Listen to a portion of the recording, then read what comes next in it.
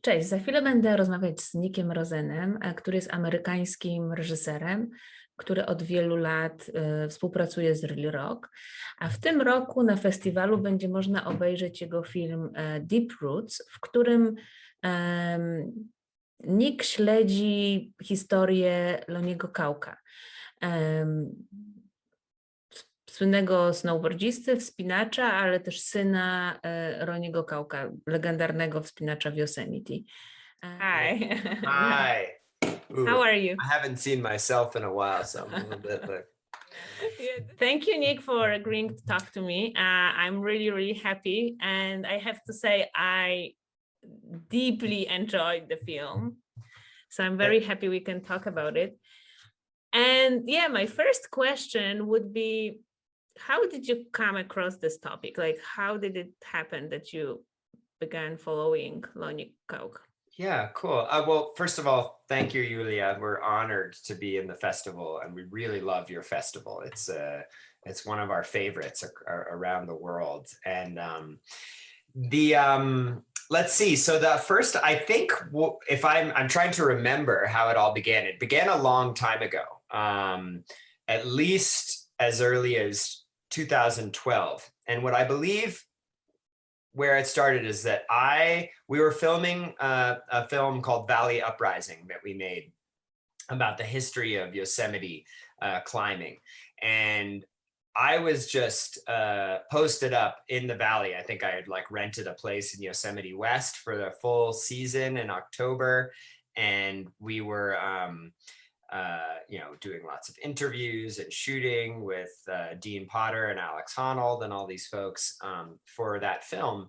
And I'm pretty sure right around that time is when Lonnie was starting to discover his dad's climbs. His dad, Ron Kauk, who is a legendary character. In fact, now that I remember, we interviewed Ron Kauk for Valley Uprising, and he was probably top of mind at the time. I don't think, though, that it wasn't Ron saying, oh, you got to check out my son. It was like Lonnie was just emerging as a climber on the scene. And as soon as we heard that he was going around and trying his father's routes, that was an obviously compelling idea from our standpoint. And I believe at the time he was trying Crossroads. So we went up there and shot with him for a day on Crossroads. Is a beautiful route that, at the time, Ron had put it up maybe in the late 80s or early 90s. I can't remember. But it had never been repeated except by Alex Honnold once. And Lonnie was trying it. And Lonnie brought up his brother, Yodi. And we were really, really intrigued by Yodi's character too. And then it became really obvious right away.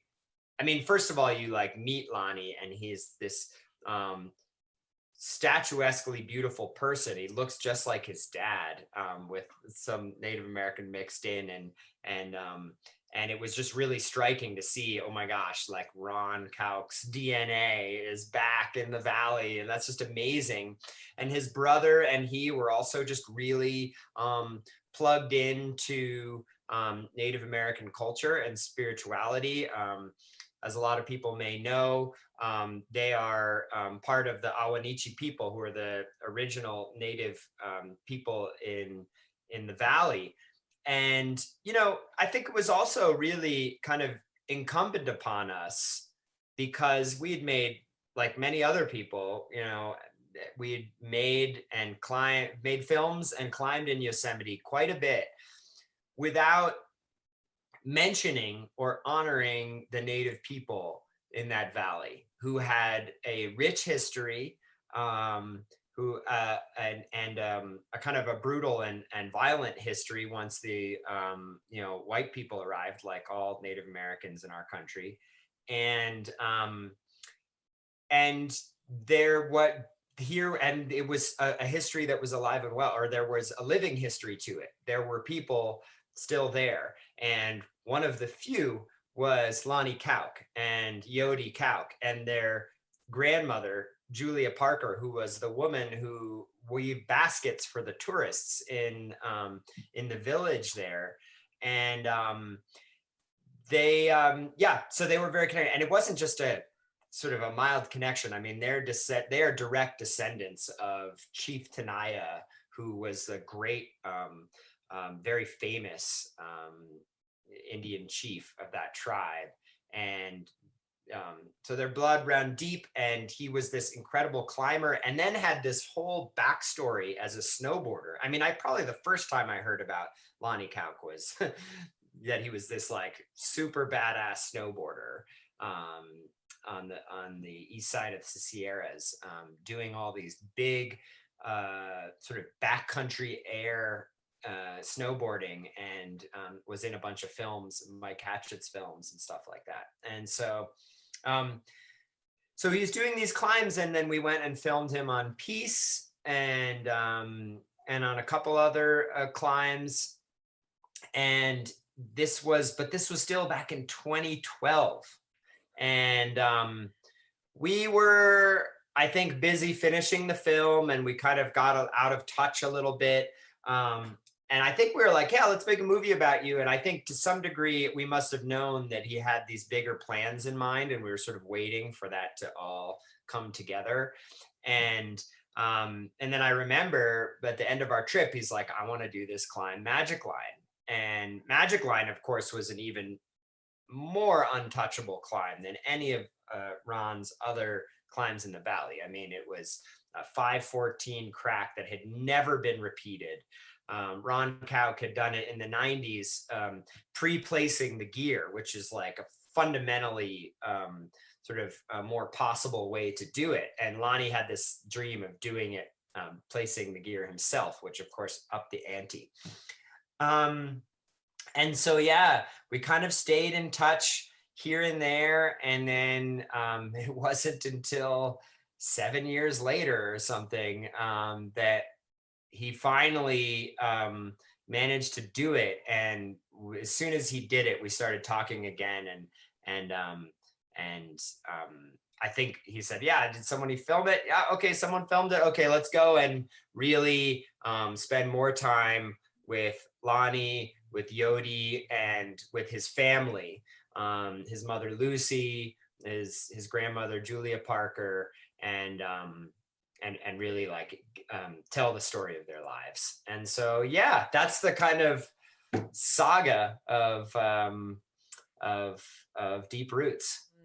The diversity that you show in your movies. I have to say, I was really happy to see this kind of an change, as I see. Do you plan to incorporate that in more of your movies? Will it be on the agenda, or it's just like, okay, it happened because you had a good story? But that's a really good question, because for years, diversity has been something that you want, especially, whether it's racial diversity, gender diversity, on a less social level, even just the style of climbing diversity, the character diversity, the location diversity, or, are all things that are really important to look at in a Real Rock program. And pretty much every year, if you go, there's not like 4 films about one kind of person doing same kind of boulder problem. We try to shake it up. But definitely over the last, I would say, 5 years, this isn't, I don't take a lot of credit for this. Society is pushing creators to be better about this. And, also, I think the first signs of it came, from women talking about more gender representation in our films, and more filmed to match the really the large number of women who are becoming a part of the climbing community. And then obviously in the last few years, inclusion and racial diversity and inclusion has become a really important thing to look at.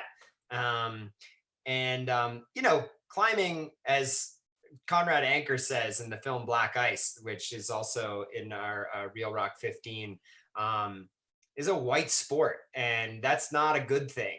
And you know, it's not just important to have racial diversity for the sake of it, or representation for the sake of it.